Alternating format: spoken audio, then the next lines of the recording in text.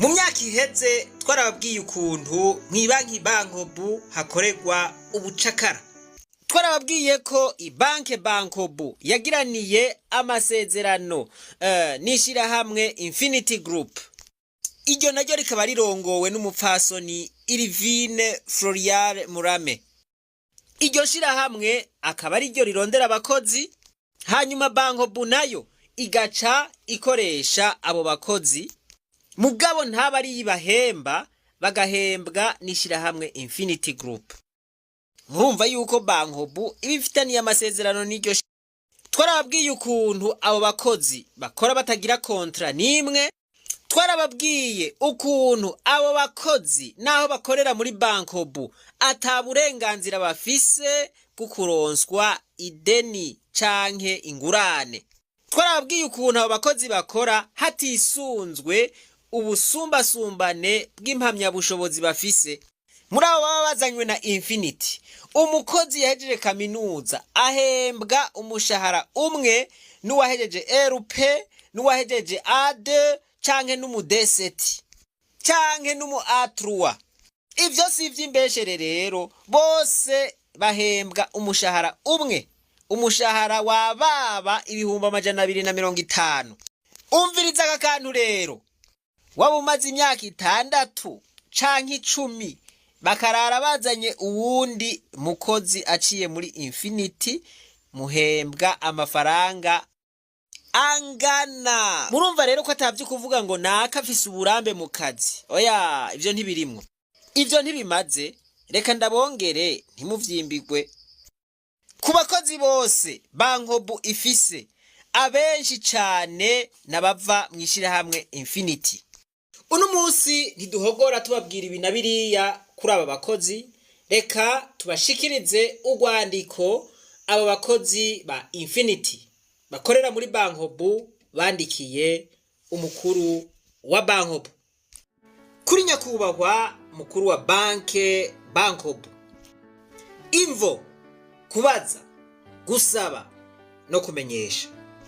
Nyakubahwa murongoye banki Bankobu agakwabo, nagomba uno musi nshimire ibanki Bankobu yo yikubise agashi ku kamo yatewe n'abakozi bayo. Abakozi bari bamaze igihe kirekire bavuga bongera berekana ukuntu bafatwa nabi na banki Bankobu. Ibi rero mwagiye muvyumva incuro nyinshi kuri uru rubuga. Vyatunezereye rero twumvise iyi nkuru nziza aho Bankobu yemereye abakozi basanzwe batangwa na rya shirahamwe Infinity Group ko abamaze gukora imyaka 5 muri Bankobu boca baba abakozi ba Bankobu. Iyi ngingo rero irahimbaye cane. Vy'ukuri aba bakozi bagaruje umunezero Satani yari yarabanyaze. Abakozi bose bari bamaze gukwiza iyo myaka 5 bakorera muri Bankobu batagira kontra, basabwe guca bashigwa mu bakozi ba Bankobu bwegu. Ejo canke hirya yejo nimwakubitira muri Bankobu muzosanga abo bakozi akanyamuneza ari kenshi. Nguwo umunezero twama tuvuga wampaye inka. Twipfuza kugaruza umunezero Satani yatunyaze.